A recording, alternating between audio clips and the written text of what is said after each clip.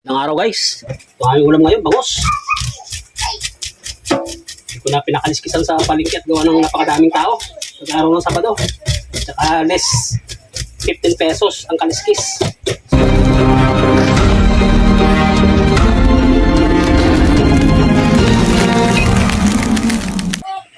Ito guys yung abdo. Yan. Huwag niyong kalimutang tanggalin yan at napaka-pait niyan. Imbes na paksiw ang luto nyo, papaitan ng kalalabasan. Okay. Kaya guys, kinukuha ko kasi to. Sarap to guys eh. Ito guys, nakabili din ako ng pusit. Tugan to guys. Nakita ko. Isa rin to sa mga paborito natin. Yan o. Itlugang pusit. Okay. Nabili ako ditong sibuyas. May dahon guys. Ayan o.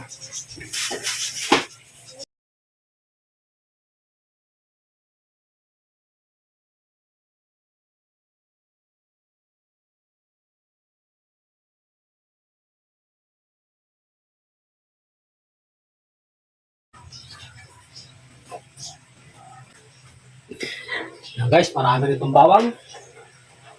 Bubuo lang yan. Okay. Sanang-sa natin guys yung bangos.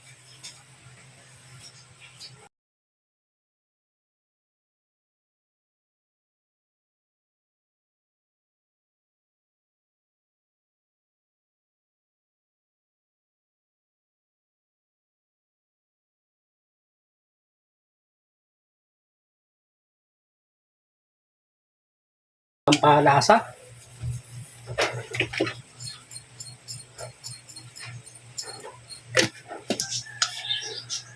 Liquid seasoning.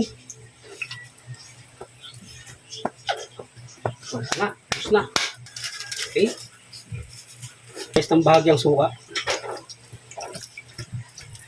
Patis. O konting patis lang muna. May natin dagdagan ng asin sakali. Okay, let's go. Salang na natin.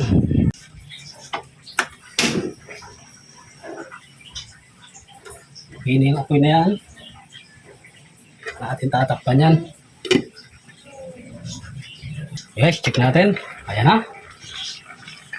So, hindi naman siya nagkulay itim. Yung pusit natin. Hindi katulad ng mga pusit na yan guys. So, maglalagay tayo ng toyo. Adobong bangos with collabs ng pusit. Ayan. Adobo. Maganda itong gantong pusit guys. Medyo kamahalan nga lang. Pero ibang lasa na to. Yung sa mga malalaki. Mas masarap yan. Tsaka yung itlugan yan. Guys, tatapan ulit natin saglit. Stick ulit natin. Yan na. Napakabango guys.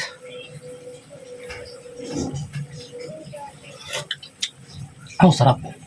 Sakto yung kanyang alat. Hindi na mag-add ng asin. Okay na yan. Lalagyan ko na lang siya ng mas pampabango. Meron ako ditong laurel. Yan guys. Para lalong umangas yung amoy niya. Okay. Natin. Pwede yan sa mga bata. Hindi naman yan manghang. Okay. Okay guys, maraming salamat. Luto na po yan. Hintayin ko lang yung sili na mga amoy. Okay na yan. Okay guys, thank you very much. Bye-bye. Love you.